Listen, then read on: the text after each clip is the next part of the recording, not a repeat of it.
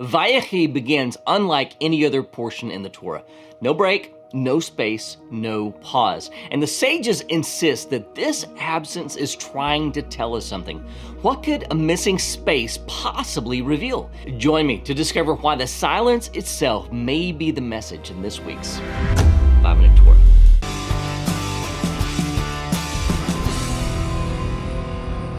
Shalom and blessings from Shalom, Macon, the place where disciples of Yeshua learn, connect, and grow.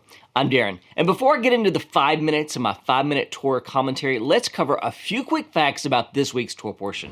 This week, we are in the 12th portion of the Torah cycle. We are in the portion of Vayechi, Genesis 47:28 through 50:26, and here are the 3 things that you need to know about it.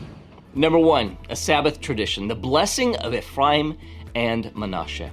Every Friday night around the Sabbath table, fathers place their hands on the heads of their sons and bless them with the words, Yisimcha Elohim k'Ephraim v'Manasseh. May God bless you like Ephraim and Manasseh.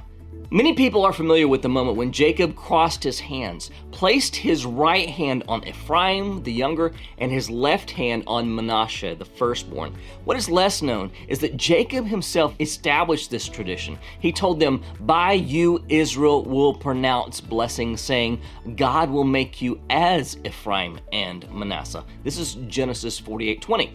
This blessing was never meant to end with them. Ephraim was promised that his offspring would become, quote, a multitude of nations in verse 19, inviting every generation that follows to step into this ancient and enduring tradition. Number 2, tribal blessings, the prophecy of kingship. On his deathbed, Jacob blesses each of his 12 sons, speaking to each one according to who they are and what they needed. Some of these blessings sound comforting, while others feel sharp, even unsettling. Yet, correction itself can be a blessing when it redirects us away from destructive paths and toward who we were created to become. Among the elders, Judah and Joseph received the greatest weight of Jacob's words.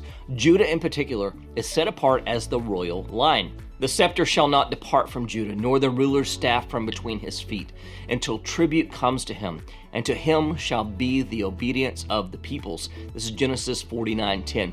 Through this blessing, kingship is firmly established in Judah's line, shaping Israel's future for generations to come. And number 3, a time to cry, the death of Jacob and Joseph. Jacob dies at the age of 147 and is mourned throughout Egypt for 70 days. Honoring his father's request, Joseph returns Jacob's body to Canaan to be buried in the cave of Machpelah.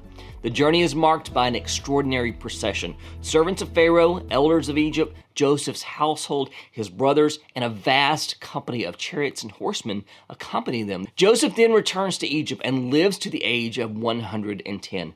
Before his death, he makes his family swear to carry his bones back to Canaan.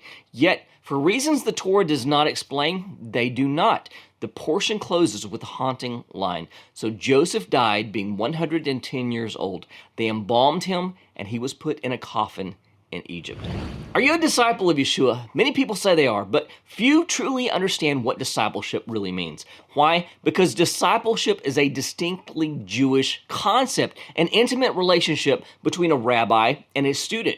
Yeshua called 12 men into that kind of discipleship, and those 12 changed the world. So what do they understand about discipleship that we often miss? And how can we make better disciples if we've never truly been one ourselves? Those questions led me to write my book, The 4 Responsibilities of a Disciple. While many books focus on how to make disciples, I wanted to understand what it means to be a disciple, because too many disciples today aren't transforming the world the way they should. What I discovered was that every disciple carries 4 essential responsibilities, and when these are lived out, they can truly change the world. If you want to know what it means to be a real disciple of our Master Yeshua, check out The 4 Responsibilities of a Disciple using the link below. This week's Torah commentary is called Can Blessings Be a Hidden Curse? And comes from my book, 5-Minute Torah, Volume 1. The Torah portion of Vayechi begins differently than all other Torah portions. It's the only portion in the entire Torah that is attached to the previous portion without any means of additional spacing. Unlike all the other portions, there's no break between Vayegash and Vayechi in the Torah scroll.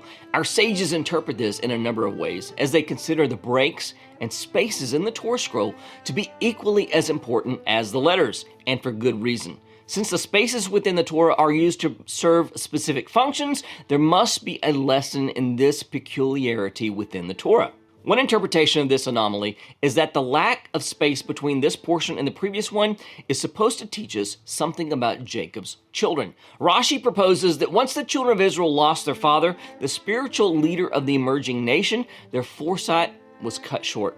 Their fate was concealed from them. Their lives were like a snowball rolling downhill, gathering mass and momentum. There was no time to reflect after the death of their father. They lived as if there were no tomorrow, spiraling toward their fate, unaware. Each day ran into the next until they awoke abruptly in the chains of Egyptian slavery. We have the potential for this to be repeated in one way or another in our lives as well. How so? Sometimes life can get away from us. Sometimes we are so caught up in creating a livelihood or getting the kids off to their soccer games that we forget the things that are most important.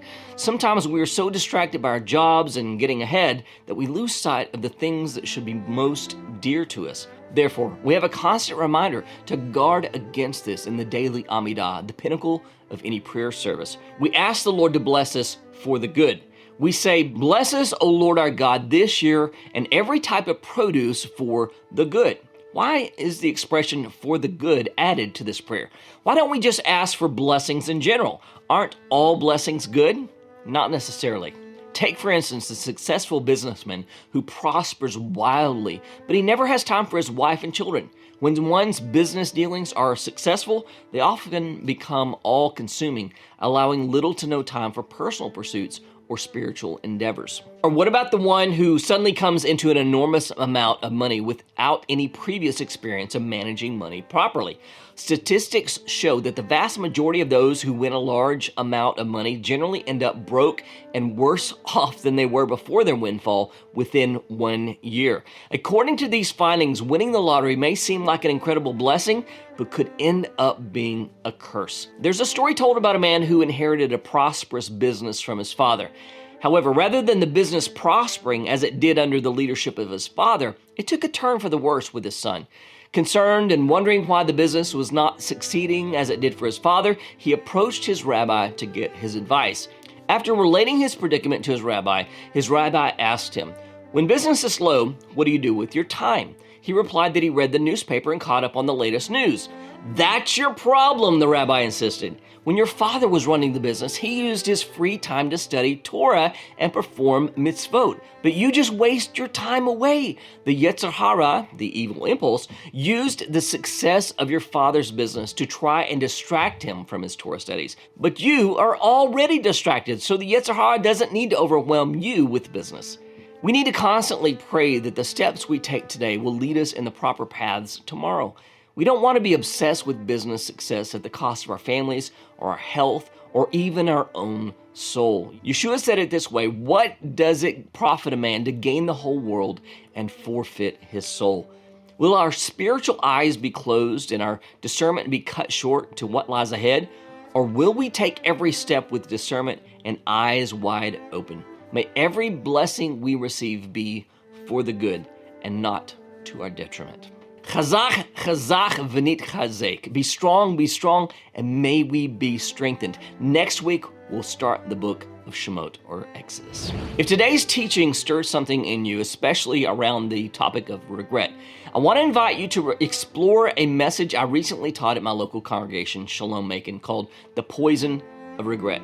It's a reflection on Jacob's words late in life and how regret can quietly shape the story that we tell about ourselves, sometimes without us even realizing it.